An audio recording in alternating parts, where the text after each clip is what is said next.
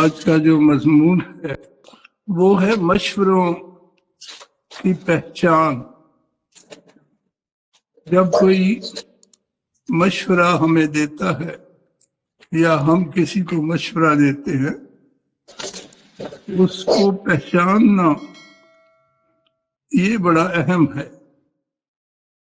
और बहुत दफा बहुत मशवरे हम मान लेते हैं और उस पे अमल भी करते हैं और कुछ देर के बाद परेशान होते हैं और फिर उसको छोड़ देते हैं कि ये बात तो गलत हो गई। तो इसलिए ये जरूरी है कि मशवरों को पहचाना जाए। जो मशवरा आप सुन रहे हैं या आपको मशवरा दिया जा रहा है तो उसकी पहचान हो। तो आइए मेरे साथ निकाले मेहरबानी से पहला सला 3 उसका 12वां बाब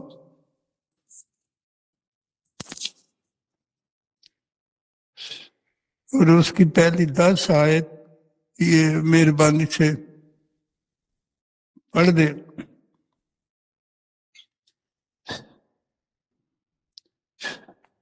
सर काइंडली रिपीट कर दीजिएगा। ये सलातीन पहले सलातीन उसका 12वां बाब जी, वो पहली आयत से 10वीं आयत तक। ओके। कुरान की जिंदा पाक कलाम में से परशब आप पढ़ें पंजाबी में? जी जरूर। ਰਾਹ ਬੁਆਏ ਸ਼ਕਮ ਨੂੰ ਗਿਆ ਕਿਉਂ ਜੋ ਸਾਰਾ ਇਸਰਾਇਲ ਉਹਨੂੰ ਪਾਤਸ਼ਾਹ ਬਣਾਉਣ ਲਈ ਸ਼ਕਮ ਵਿੱਚ ਆਇਆ ਹੋਇਆ ਸੀ। ਫਿਰ ਇਹ ਹੋਇਆ ਕਿ ਜਦ ਨਬਾਤ ਦੇ ਪੁੱਤਰ ਯਰਬੁਆਲ ਨੇ ਜਿਹੜਾ ਅਜੇ ਤੀਕ ਮਿਸਰ ਵਿੱਚ ਸੀ ਇਹ ਸੁਣਿਆ ਕਿਉਂ ਜੋ ਉਹ ਸੁਲੇਮਾਨ ਪਾਤਸ਼ਾਹ ਦੇ ਅੱਗੇ ਨੱਠ ਗਿਆ ਸੀ ਅਤੇ ਯਰਬੁਆਲ ਮਿਸਰ ਵਿੱਚ ਜਾ ਵਸਿਆ ਸੀ। ਉਹਨਾਂ ਨੇ ਉਸ ਨੂੰ ਸੱਦ ਘੱਲਿਆ ਤਾਂ ਯਰਬੁਆਲ ਨੇ ਇਸਰਾਇਲ ਦੀ ਸਾਰੀ ਸਭਾ ਦੇ ਨਾਲ ਅਤੇ ਰਹਿਬੁਆਲ ਨਾਲ ਗੱਲਬਾਤ ਕੀਤੀ।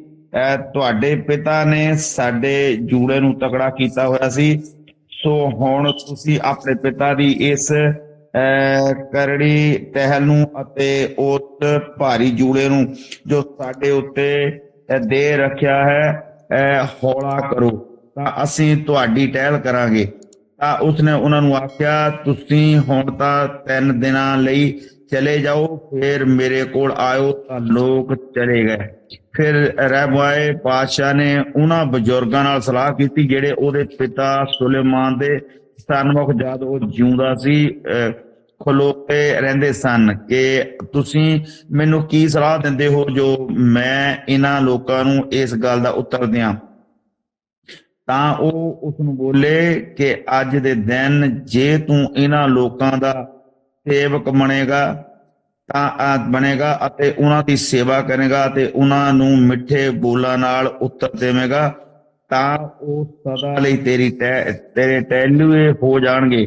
ਪਰ ਉਸਨੇ ਉਹਨਾਂ ਬਜ਼ੁਰਗਾਂ ਦੀ ਸਲਾਹ ਨੂੰ ਛੱਡ ਦਿੱਤਾ ਜਿਹੜੀ ਉਹਨਾਂ ਨੇ ਉਸਨੂੰ ਦਿੱਤੀ ਸੀ ਅਤੇ ਉਹਨਾਂ ਸ਼ੋਕਰਿਆਂ ਜਿਹੜੇ ਉਹਦੇ ਲੰਗੋਟੀਏ ਯਾਰ ਸਨ ਅਤੇ ਉਹਨਾਂ ਦੇ ਸਨਮੁਖ ਖਲੋਤੇ ਰਹਿੰਦੇ ਸਨ ਸਲਾਹ ਲਈ। ਉਹਨਾਂ ਨੂੰ ਆਖਿਆ ਤੁਸੀਂ ਮੈਨੂੰ ਕੀ ਸਲਾਹ ਦਿੰਦੇ ਹੋ? ਅਸੀਂ ਲੋਕਾਂ ਨੂੰ ਉਸ ਗੱਲ ਦਾ ਉੱਤਰ ਦੇਈਏ ਜਿਹੜੀ ਕਿ ਉਹਨੇ ਮੈਨੂੰ ਆਖੀ ਕਿ ਸਾਡੇ ਜੂੜੇ ਨੂੰ ਹੌਲਾ ਕਰੋ ਜਿਹੜਾ ਤੁਹਾਡੇ ਪਿਤਾ ਨੇ ਸਾਡੇ ਉੱਤੇ ਰੱਖਿਆ ਹੋਇਆ ਹੈ। ਤਾਂ ਉਹ ਸ਼ੋਕ ਦੇ ਜਿਹੜੇ ਉਹਦੇ ਲੰਗੋਟੀਏ ਯਾਰ ਸਨ ਉਹ ਬੋਲੇ ਕਿ ਤੂੰ ਉਹਨਾਂ ਲੋਕਾਂ ਨੂੰ ਜਿਹੜੇ ਇਉਂ ਬੋਲਦੇ ਹਨ ਕਿ ਤੁਹਾਡੇ ਪਿਤਾ ਨੇ ਸਾਡੇ ਜੂੜੇ ਨੂੰ ਭਾਰੀ ਕੀਤਾ ਹੋਇਆ, ਤੁਸੀਂ ਉਹਨੂੰ ਸਾਡੇ ਉੱਤੇ ਹੌਲਾ ਕਰੋ। ਤੂੰ ਉਹਨਾਂ ਨੂੰ ਇਉਂ ਬੋਲ ਕਿ ਮੇਰੀ ਚੀਚੀ ਮੇਰੇ ਪਿਤਾ ਦੇ ਲੱਕ ਨਾਲੋਂ ਮੋਟੀ ਹੈ, ਜੋ ਮੇਰੇ ਪਿਤਾ ਨੇ ਤੁਹਾਡੇ ਉੱਤੇ ਭਾਰਾ ਜੂੜਾ ਦਿੱਤਾ ਹੋਇਆ ਸੀ ਤਾਂ ਮੈਂ ਤੁਹਾਡੇ ਜੂੜੇ ਨੂੰ ਹੋਰ ਭਾਰਾ ਕਰਾਂਗਾ। ਮੇਰੇ ਪਿਤਾ ਨੇ ਤੁਹਾਨੂੰ ਕੋਟਲਿਆਂ ਨਾਲ ਵੰਡਿਆ ਸੀ, ਮੈਂ ਤੁਹਾਨੂੰ ਬਿਛੂਆਂ ਵਾਲੇ ਕੋਟਲਿਆਂ ਨਾਲ ਫੰਡਾਂਗਾ। ਅੱਗੇ ਤੱਕ ਪੜ੍ਹਨਾ ਹੀ। نہیں بس شکریہ. آمین. یہ پنجابی میں جو پڑھا گیا اس سے بات تو بڑی واضح ہو گئی. تو اس میں مشورہ لیا گیا بزرگوں سے اور پھر نوجوانوں سے. تو سلیمان بادشاہ کی وفات کے بعد اس کا بیٹا روبام بادشاہ بنا، اور رعایا میں جو اکٹھے تھے انہوں نے یہ درخواست کی کہ ان پر نرمی کر دے. بادشاہ سلیمان نے ان پر سخت جوا رکھا تھا، ہو سکتا ہے زیادہ ٹیکس لیتے ہوں تو ان کے لیے مشکل پڑ جاتی.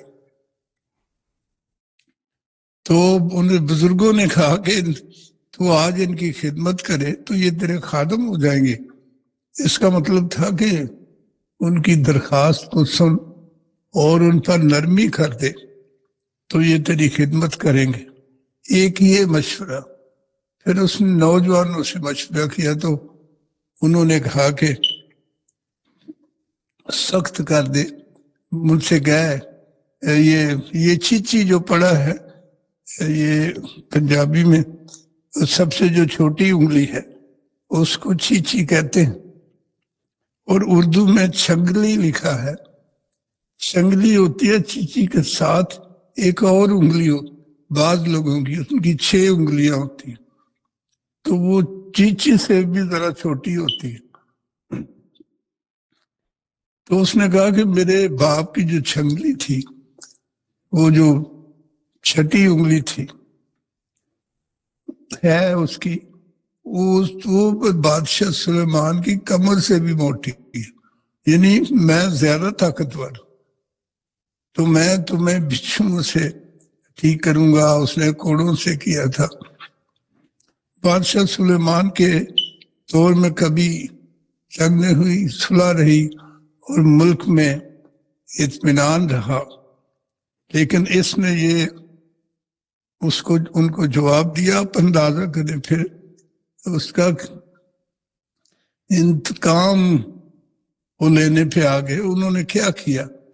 وہ دوسرا شخص جو اسرائیل میں تھا اس کا نام یربعام ہے. یربعام بادشاہ روبام ہے، اور وہ ایک اور شخص اسرائیل میں جس کا ذکر ہے جو لیڈ کر رہا ہے وہ یربعام ہے. تو تیسرے دن جب واپس ان کو بلایا تو یہ مشورہ دیا، اور اس کا اثر یہ ہوا کہ روبام نے لوگوں سے کہا کہ داؤد کے ساتھ ہمارا کوئی رشتہ نہیں رہا، یسی کے بیٹے کے ساتھ ہمارا کوئی تعلق نہیں رہا، اس لیے اے اسرائیل واپس چلے جاؤ اپنے ڈیرے کو. تو سب لوگ چلے گئے، اور بادشاہ کے ساتھ صرف وہ لوگ رہ گئے جو یہودیہ صوبہ یہودیہ میں رہتے تھے. تو اس میں یہودا اور بنیامین یہ 2 رہ گئے، اور باقی سارے 10 چلے گئے. اور پھر اس نے لگان یا ٹیکس لینے کی کوشش کی تو انہوں نے اس شخص کو مار دیا جو ٹیکس لینے آیا تھا. تو یہ اس مشورے کے سبب ہوا کہ اس نے کون سا مشورہ مانا اور کس کو پہچانا. زندگی میں ہمیں مشورے ملتے ہیں، بلکہ ہمارے ہاں پاکستان میں ہندوستان میں تو بغیر مانگے مشورے ملتے ہیں. نہ بھی وہ تو ویسے ہی مشورہ دینا شروع کر دیتے ہیں، اور ہم بھی ایسے ہی کرتے ہیں سب. یہاں ان ملکوں میں یہ تھوڑا سا فرق ہے کہ لوگ احتیاط کرتے ہیں، بلا وجہ دوسرے کو سجیسٹ نہیں کرتے سوائے اپنے خاندان کے، کیونکہ وہ پھر انوالو ہو جاتے ہیں. اگر کوئی کام بگڑ جائے تو وہ وہ شخص بھی انوالو ہو جاتا ہے جس نے کچھ کہا تھا یا مشورہ دیا تھا. تو یہاں کچھ فرق ہے، احتیاط کرتے ہیں. اب پہچان کرنی ہے، کیونکہ بعض دفعہ مشورہ مان لیا جاتا ہے اور پھر پچھتاوا پڑتا. تو چند باتیں ہم اس پہ آج غور کریں گے کہ جب کوئی مشورہ آپ کو دیتا ہے، آپ سے باتیں کرتا ہے، یہ بالخصوص ایمانداروں کے لیے یہ بات ہے اور سب کے لیے ہے، اور ہمیں بطور بحیثیت بلیور اس پہ زیادہ غور کرنا ہے. حالانکہ یہ بات سب کے لیے یہ ضروری ہے کہ جو مشورہ سن رہے ہیں، جو بات لوگ کہہ رہے ہیں، کیا اس میں خدا کا خوف موجود ہے؟ مشورہ دینے والوں کی گفتگو میں کلام مقدس سے متعلق ہے، یا اس میں کلام کی رہنمائی ہے، بائبل مقدس کی رہنمائی اس میں ہے، یسوع مسیح کی تعلیم کے مطابق ہے؟ اور اگر اس کے مطابق ہے تو پھر اس کو پہچان لیا گیا. مسیح ہمارا خداوند، اس کا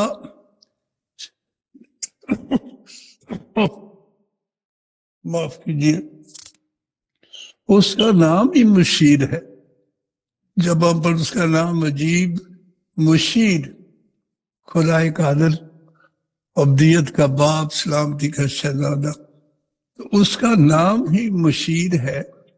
گریٹ کونسلر، مشیر اعظم، اس سے بڑا مشورہ، بہتر مشورہ کوئی نہیں دے سکتا، اور اس کے پاس مشوروں کی کمی نہیں. تو غور کرنا ہے، جو مشورہ ہم سن رہے ہیں وہ اس میں مسیح کی تعلیم کے مطابق یہ مشورہ دیا جا رہا ہے، اور اگر ایسا ہے تو بہت اچھا ہے، اس سے فائدہ ہوگا.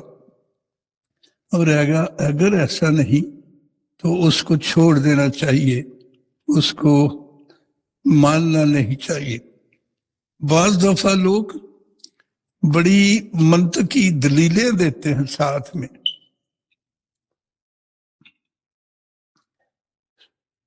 کہ بہت زیادہ مذہبی ہونا بھی درست نہیں ہے، لیکن ساری دنیا کے لوگ اس طرح کرتے ہیں، اور اگر چھوٹی موٹی ساتھ میں غلطیاں بھی ہوتی ہیں تو وہ بھی ٹھیک ہے.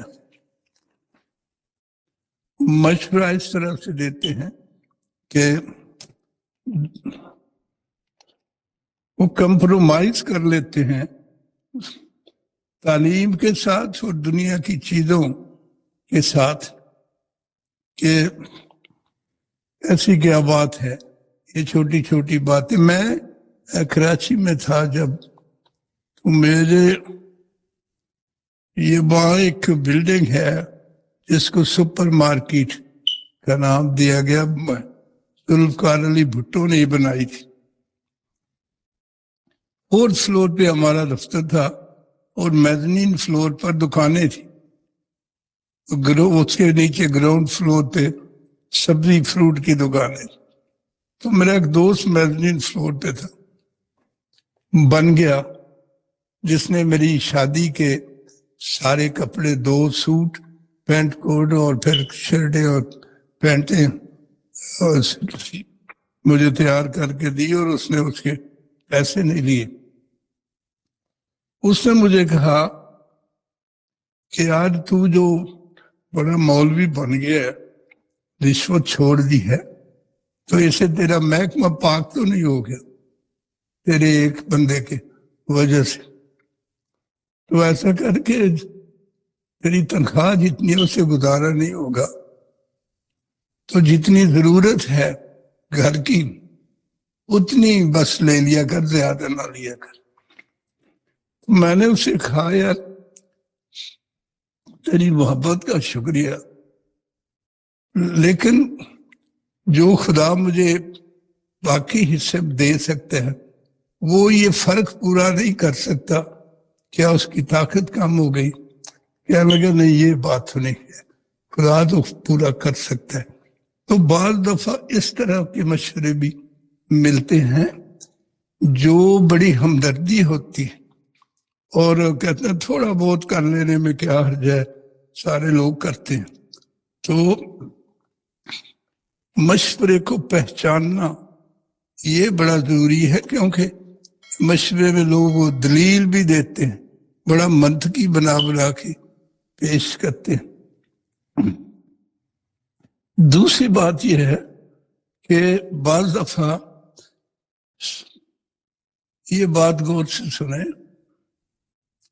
کہ بعض دفعہ گفتگو کرنے والا یا مشورہ دینے والا کلیسیائی میں سے ہوتا ہے، اور بہت سی باتیں ہوتی ہیں، بہت مشورے، بہت بڑی دلائل اور بڑی لمبی گفتگو ہوتی ہے، لیکن اس میں دعا برائے نام ہوتی ہے۔ پھر چھوٹی سی دعا کی، پھر جناب گفتگو شروع کر دی، اور پھر بہت سی باتیں، اور دعا نہیں کی گئی یا دعا برائے نام ہوتی ہے، اور پھر جو دنیا کے فائدے ہیں وہ بھی شامل کیے جاتے ہیں، دلائل دیے جاتے ہیں، اور اس کو بڑا عقلی بنایا جاتا ہے تاکہ اب اس کا فائدہ سمجھ لیا جائے۔ تو اس میں کمپرومائز کیا ہوتا ہے دنیا کی چیزوں سے، اور کلام تو یہ کہتے ہیں کہ سب کچھ صاف، نہ کی جگہ نہ اور ہاں کی جگہ ہاں، اور جو ٹھیک ہے اسی پہ عمل کیا جائے، لیکن دعا نہیں کی گئی ہوتی، مشورے بہت لمبے چوڑے دیے جاتے ہیں۔ تو یہ بہت ضروری ہے کہ ہم اپنے کام دعا سے شروع کریں اور پھر دعا بیچ میں بھی کرتے جائیں۔ اگر آپ یہ سلیمان بادشاہ جو ربام کا باپ ہے، اس کو یاد ہونا چاہیے تھا اس نوجوان بادشاہ کے کہ اس کے باپ نے تو وہ کم عمر تھا جب وہ بادشاہ بنا سلیمان، تو اس نے خدا سے دعا کی کہ میں اس بڑی قوم کا انصاف نہیں کر سکتا، مجھے تو باہر جانے اور اندر آنے کی ابھی تک تمیز نہیں ہے، جس کا مطلب مجھ میں اتنی دانائی نہیں ہے۔ تو خدا نے کہا کہ تو نے ٹھیک چیز مانگی، اور لوگوں دشمنوں کی موت نہیں مانگی، اور یا دھن دولت اور بہت مرتبہ نہیں مانگا، تو میں تمہیں عقل بھی، خدا نے کہا عقل بھی دیتا، اور باقی چیزیں بھی ایسی کہ تجھ سے پہلے نہ تیرے بعد کوئی ایسا شان و شوکت والا ہوگا۔ تو اس نے تو مشورہ ہی خدا سے کیا تھا، دعا مانگی تھی۔ تو ہماری مشورے جب ہم سنتے ہیں تو خدا سے دعا کرنے کی ضرورت ہوتی ہے تاکہ ہم اس کو ٹھیک طور پر سمجھ سکیں کہ مشورہ کیا ہے۔ میرے ساتھ اگر آپ نکالیں نہمیہ نبی کی کتاب، اس کا پہلا باب، نہمیہ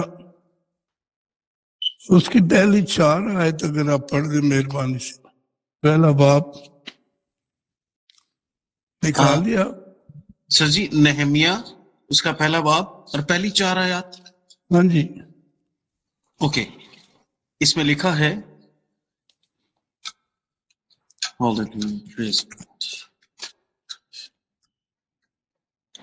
20ویں برس کیسلیو کے مہینے میں جب میں کسر سوسن میں تھا، تو ایسا ہوا کہ ہنانی जो मेरे भाइयों में से एक है, और चंद आदमी यहूदा से आए, और मैंने उनसे उन यहूदियों के बारे में जो बच निकले थे और असीरों में से बाकी रहे थे और यरूशलेम के बारे में पूछा। उन्होंने मुझसे कहा कि वो बाकी लोग जो असीरी से छूटकर उस सूबा में रहते हैं नहायत मुसीबत और जिल्लत में पड़े हैं, और यरूशलेम की फसील टूटी हुई और उसके फाटक आग से जले हुए हैं। जब मैंने ये बातें सुनी तो बैठकर रोने लगा और कई दिनों तक मातम करता रहा और रोजा रखा और आसमान के खुदा के हजूर दुआ की। आमीन। बहुत शुक्रिया।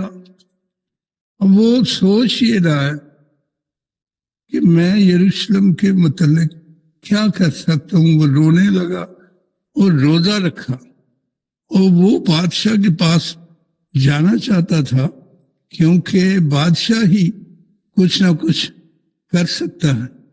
तो अगर आप मेहरबानी से 11वीं आयत भी पढ़े, 11वीं आयत, सिर्फ एक आयत पढ़े इसी बाब की।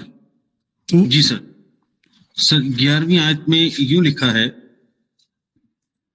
आए खुदामंद, मैं तेरी मिन्नत करता हूं कि अपने बंदा की दुआ पर और अपने बंदों की दुआ पर जो तेरे नाम से डरना पसंद करते हैं कान लगा, और आज मैं तेरी मिन्नत करता हूं, अपने बंदा को कामयाब कर और इस शख्स के सामने उस पर फजल कर। मैं तो बादशाही का साकी था। आमीन। बहुत शुक्रिया। आप देखें, वो तो साकी है जो मैं उसके सामने रखता है, बादशाह के सामने। तो वो इतना काबिल एतमाद शख्स है बादशाह के हुजूर, क्योंकि जब बादशाह के आगे मैं रखी शराब रखी जाती तो जो शख्स साकी होता, वो पेश करने वाला, पहले वो खुद पीता होगा, और खाना भी जो बादशाह के हुजूर दिया जाता पहले वो खुद खाता उसमें से, तो ताकि उसमें जहर ना हो, कोई और खतरनाक चीज ना हो। तो उस पे इतना एतमाद था। लेकिन वो बादशाह पे जो एतमाद है, कुर्बत है, उस पर भरोसा करने की बजाय वो खुदा से दुआ करता है। वो पूछता है खुदा कि मैं उस शख्स के सामने जाऊं तो मैं क्या कहूं। और जब वो, अब जरा गौर करें कि उसको कहने की जरूरत नहीं पड़ी। बादशाह के सामने जब वो गया तो उसका उदास चेहरा देखकर बादशाह ने वैसे ही गुस्से का, जब उसने मैं बादशाह को पेश की तो उसने पूछा तेरा चेहरा क्यों उदास, जबकि तू बीमार भी नहीं। तो फिर उसने बताया कि मेरे शहर की हालत और मेरे सूबे की हालत, मुल्क की हालत ये है कि फाटक जले पड़े, दीवार गिरी है, लोग बड़ी बुरी हालत में है, जिल्लत की जिंदगी गुजार है। तो फिर बादशाह ने पूछा कि तू क्या चाहता है। बादशाह ने कहा कि तू कब जाएगा और कब वापस लौटेगा। अब ये भी उसने नहीं कहा, लेकिन खुदा ने तो ऐसा किया, उस दुआ के जवाब में बादशाह ने खुद ही ये सब कुछ कह दिया। और दूसरे बाब की 4थी आयत में पढ़ता हूं, बादशाह ने मुझसे फरमाया किस बात के लिए तेरी दरखास्त है। तब मैंने आसमान के खुदा से दुआ की। अब देखे बादशाह की हजूरी में वो खड़ा है नेहमिया, और उसने कहा बादशाह ने कि तेरी क्या दरखास्त है। तो वो लिखा है कि मैंने दुआ की, यानी एक लम्हा है जवाब देने में। तो उसने उसी लम्हे जवाब देने की बजाय पहले खुदा से दुआ की, खुदा से मशवरा किया खड़े खड़े। तो हम ये कर सकते हैं कि जब गुफ्तगू हो रही है, हम किसी की बात सुन रहे हैं, मशवरा सुन रहे हैं, तो उसके दौरान भी एक लम्हे के लिए दिल में दुआ की जा सकती है जवाब देने से पहले बहुत दफा खराबियां इसमें होती हैं कि हम फौरन जवाब देना चाहते हैं बगैर सोचे या बगैर वक्फा दिए। तो धनाई इसमें यह है कि पहले गौर कर लिया जाए और खुदा से दुआ की जाए और फिर जवाब दिया जाए। तो ये एक लम्हे में ही सब कुछ हुआ इस चौथी आयत में जो हम पढ़ते हैं। तो दुआ जो है वो इतनी जरूरी है। मशवरे सुनते हैं या मशवरा देते हैं जब, तो फिर हम इसमें कामयाब भी हो जाते हैं। और फिर बाज़ दफा कलीसिया में गैर जरूरी तनकीद की जाती है। तनकीद तो सभी करते हैं, हम भी करते हैं, लेकिन गैर जरूरी तनकीद कलीसिया में या खानदान में या कम्युनिटी में तो लोग बड़ी मोहब्बत के साथ पादी साहब पे तनकीद करते हैं, कलीसिया के लोगों के मुतल्लिक तनकीद करते हैं, और उनके पीछे एक मकसद होता है। वो अपने आप को अहम बनाना चाहते हैं, बड़ा बनाना चाहते हैं लोगों की नज़र में। तो लोग ये कहें कि ये बंदा बहुत अच्छा है, मेहनती है, चूंकि वो मेहनत भी करते हैं। बाज़ दफा ऐसे लोग हैं जो चर्च में चंदा ज्यादा देते, काम भी बहुत करते हैं, वक्त भी देते, तो लोग फिर उसकी बात सुनेंगे। लेकिन जो वो तनकीद कर रहा है, जो मशवरा दे रहा है, वो जरूरी है नहीं है, गैर जरूरी। तो उससे कलीसिया में और खानदान में खराबी पैदा हो सकती है, मोहब्बत खत्म हो सकती है, और ईमानदारों के दरमियान खलफशार पैदा होगा।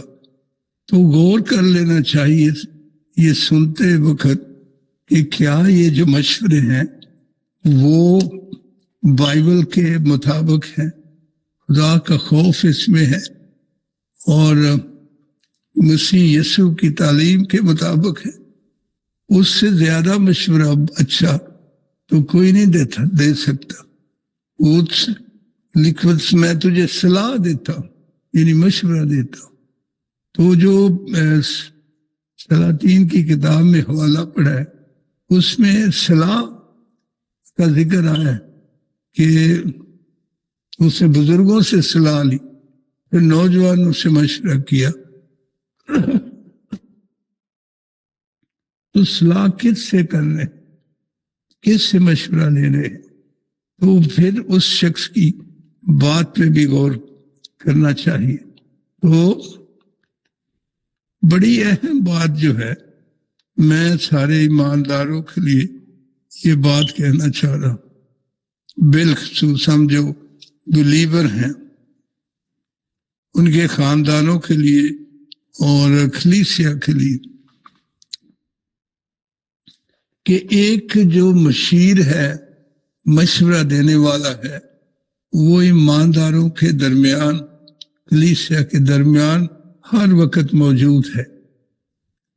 तो बजाय दूसरों के मशवरे सुनने के, उससे भी मशवरा कर लिया जाए, और वो पाक रूह है, रूहुल कुद्स है जो भेजा गया है, वो मददगार है, वो मदद करता है और वो रहनुमाई करता है। उसके मतलब ये लिखा है कि वो तुम्हें भूली बिसरी बातें भी याद दिला देगा, आने वाली खबरें भी देगा, और बोलते वक्त तुम्हें घबराने की जरूरत नहीं। बोलते वक्त वो अल्फाज देगा या वो तुम्हारी जगह तुम्हारे मुंह से वो खुद बोलेगा। तो रूहुल कुद्स तो बोलते वक्त अचानक अगर जरूरत पड़ जाए तो उसमें अल्फाज देता कि क्या कहना चाहिए क्या नहीं, और वो हमारे दरमियान है। हम उसको जिंदगी के अंदर दावत नहीं देते। और मुकाशफा की किताब में लिखा है कि دیکھ وہ دروازے پہ کھٹکھٹاتا، جو کوئی کھولے گا تو پھر وہ اندر آئے گا، اس کے ساتھ کھانا کھائے گا، اور پھر ہم اس کے ساتھ۔ تو پہلے وہ مہمان ہوگا، پھر میزبان ہوگا ساری عمر۔ اگر ہم نے اس کو اندر آنے کی دعوت دے دی تو ہمیں خوراک وہ دیتا رہے گا، وہ کھلاتا رہے گا، ہم اس کے ساتھ کھائیں۔ تو روح القدس، اور یہ تصویر جس نے بنائی، ایک دفعہ کوئی کسی ملک کا سربراہ وہ تصویریں دیکھ رہا تھا، اس کے وہ جو اس کا اسٹوڈیو اس نے بنایا تھا جہاں تصویریں اس کی بنی ہوئی لگی تھی، تو اس کو بلایا گیا تو اسے کہا کہ بھائی اس تصویر میں ایک کمی ہے۔ تو یہ شخص ایماندار تھا، مسیح کا پیروکار تھا جس نے یہ تصویر بنائی، اور اس نے اور تصویریں بھی بنائی، وہ پاک شاہ کی تصویر بھی اس نے بنائی، اور مونا لیزا کی تصویر بھی اس نے بنائی۔ اس طرح کی بڑی خاص جو تصویریں آج تک دنیا میں موجود ہیں۔ تو اسے پوچھا کہ اس سے کہا گیا کہ اس تصویر میں ایک کمی ہے۔ تو اس نے کہا جی کیا کمی ہے؟ تو پوچھنے والے نے کہا کہ اس دروازے کی کنڈی نہیں ہے، کیسے لاک کیا جائے؟ اس نے جواب دیا کہ سر دل کے جی دروازے کی کنڈی اندر سائڈ میں ہوتی ہے، باہر نہیں ہوتی، باہر سے کوئی اپنی مرضی سے نہیں کھول سکتا، اندر سے ہمیں اپنی مرضی سے کھولنا ہوتی ہے۔ تو یہ وہ دروازہ ہے جس کی کنڈی اندر ہے۔ تو یہ جو مشیر ہے روح القدس، یہ ہمارے درمیان ہر وقت موجود ہے، بس ہمیں اندر سے کنڈی کھولنا ہے، اس سے مشورہ لینا ہے۔ تو ہم اس سے مشورہ کم لیتے ہیں زندگی میں، اور دوسروں سے مشورے سنتے اور زیادہ مشورے لیتے ہیں۔ کاروبار کوئی کرنا ہو، گھر بنانا ہو، یا اور کئی کام، تو روح القدس سے مشورہ کم کرتے ہیں لوگ۔ یہ ہم بھی اس میں ہم سب موجود ہیں، ہم قصوروار ہیں۔ تو پاک روح سے مشورہ پہلے لینا ہے، اور پھر دوسروں کے مشورے سنیں گے تو پھر ہماری جو ہے جو ہمارے فیصلے اچھے ہوں گے۔ ہم نے بہت دفعہ دوسروں کے مشورے بڑی ہمدردی سے جنہوں نے دیے، دوست بن کر دیے، ہم نے سمجھ لیا کہ یہ تو ہمارا ہمدرد ہے، لیکن پاک روح سے مشورہ نہیں کیا یا اس کے مشوروں کو پہچانا نہیں۔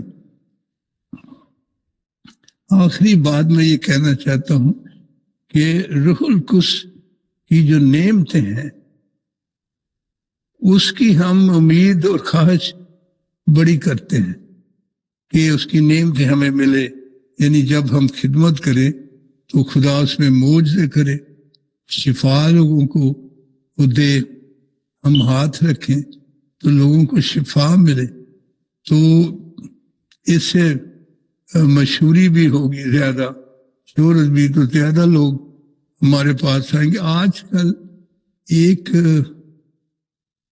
پادری صاحب ہیں شاید لاہور میں، تو ان کی آج کل ایڈ آتی بہت، ہر روز شاید اکثر کوئی معجزے کی شفا کی جو نعمت ہے، لوگ کسی کو شفا ملی تو وہ آ کے وہ گواہیاں دے رہے ہیں، تو یہ اکثر آ رہا ہے، اس کی تصویر ان کی لگی ہوتی ہے۔ تو یہ اچھی بات ہے، لوگوں کو ہماری دعاؤں سے شفا ملتی ہے، اور ایسا ہونا بھی چاہیے، لیکن یہ اس لیے نہیں کہ ہم مشہور ہو جائیں تاکہ لوگ زیادہ آئیں۔ تو روح القدس مدد کرتا ہے، تو ہمیں پہچان کی روح بھی مانگنا ہے، یہ روح القدس کی ایک نعمت ہے،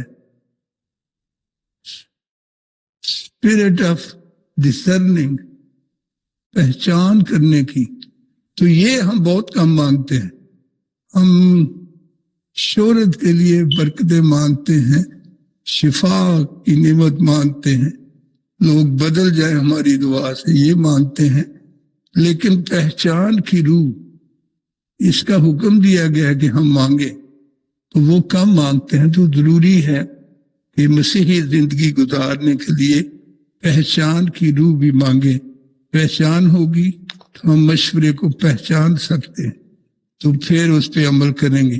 اور اگر مشورے کو پہچانا نہیں تو مشورے سن کر ہم نقصان بھی اٹھا سکتے ہیں، پچھتاوا بھی ہوگا ہمیں۔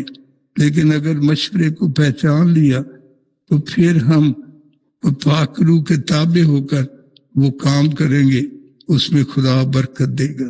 تو ضروری ہے کہ جو بات ہم سنتے ہیں اس کو پہچانا جائے۔ تو ہمیں چاہیے کہ خدا سے پہچان کی روح مانگے اور باقی برکتیں بھی مانگے، شفا کی نعمت بھی مانگے اور خدمت کرنے کی نعمت مانگے، پریچن کی، منادی کرنے کی اور لوگوں سے بات کرنے کی، اور لیکن پہچان کی روح بھی مانگے تاکہ ہم لوگوں کو پہچان سکیں، ان کی باتوں کو پہچان سکیں، لوگوں کے مشوروں کو پہچان سکیں، اور پھر ہم خدا سے صحیح رہنمائی حاصل کریں۔ خداوند یسوع مسیح جو گریٹ کاؤنسلر ہے اس کے تابع ہو جائے اور ہم روح القدس سے مشورے کریں تاکہ ہمیں پچھتاوا نہ ہو۔ خدا آپ سب کو بہت برکت دے۔ ضروری ہے کہ ہم مشوروں کو پہچانے۔ اسی نے کہا میں تمہیں صلاح دیتا ہوں کہ مجھ سے تایا ہوا لباس اور کلام لے لے، سونا لے لے۔ تو یہ مشورے سننا ہے اور خداوند کے لیے دروازہ کھولنا ہے، تو پھر ہم کامیاب ہوں گے۔ خدا سب کو بہت برکت دے۔ Thank you so much. God bless you.